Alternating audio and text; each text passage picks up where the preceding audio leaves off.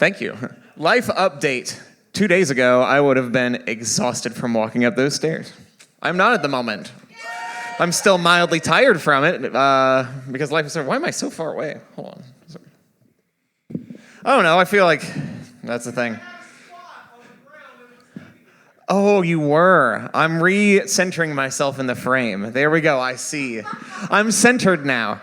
I have OCD. I understand. So I'm sorry to undo that. Ada, what did you say your poem was earlier? Work in progress shit? Yeah.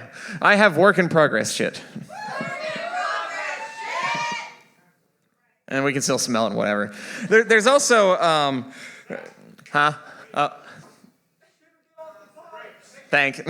So there's also kind of like a little pre-poem story because I'm trying to figure this shit out. It's definitely not done, but it's close.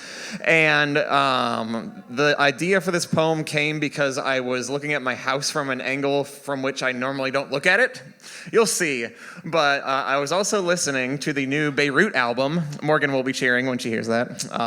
Really good band, really good album. Point of bringing that up is that the album is called A Study of Losses. It is an album that was commissioned by a Swiss circus acrobatics company, which themselves based it on a book by a German author called An Inventory of Losses. And what the hell? And as you can imagine, me sitting there listening to that, I was inspired to do my own study of losses, and that's what this poem is about. And we'll title it one day. But here it is. Enjoy. Yes, that. Sometimes when I look at the roof of my house, there's a fleeting moment where I think my big old styrofoam airplane might still be up there somehow. I must have been 10 when I saw it last. At that point, it was probably as big as me. Then one day, like Icarus, I sent it on too high of a flight. I saw it ascend past the roof and never saw it again. Maybe a silly thing to leave a hole, but a type of hole remains all the same. No closure, no resolution. A hole I've only noticed a handful of times in my life. Over 2 decades have passed since that day, and I never saw where it landed, only where it was headed.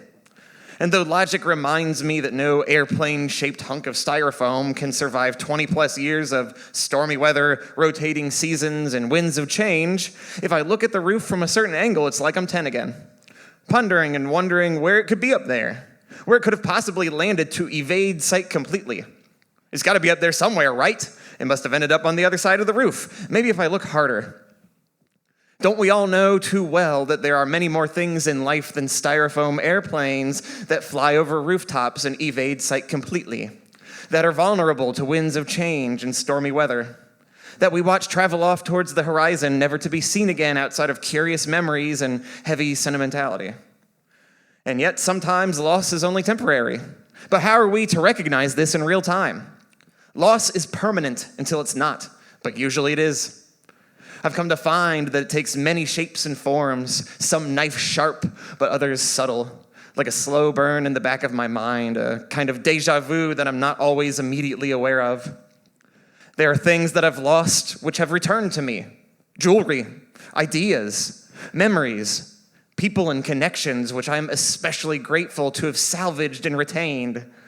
There are things I have mourned which have risen from the dead, which I hold closer to my heart than ever before.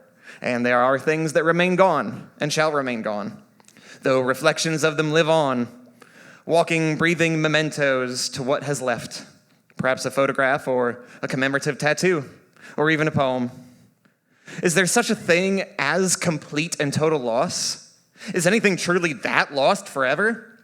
I think the answer, unfortunately, is yes, but with that auspicious footnote which reads, not always. I think sometimes of people throughout history, not just famous or notable people, but ordinary people. Sometimes they leave things behind for us, things that survive to this day.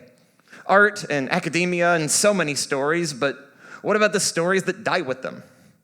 What of the ancient Greeks who mourned the passing of a pet or a spouse? What's left of their pain, of their love from whence such pain was born? See, we have to learn how to navigate uncertainty. And one of life's great ironies is that nothing is as certain as uncertainty. For whom am I lost? To whom have I returned? And what finer details of the story have stood the test of time or faded away as it marches forward? And that's what I got for now. Thanks, y'all.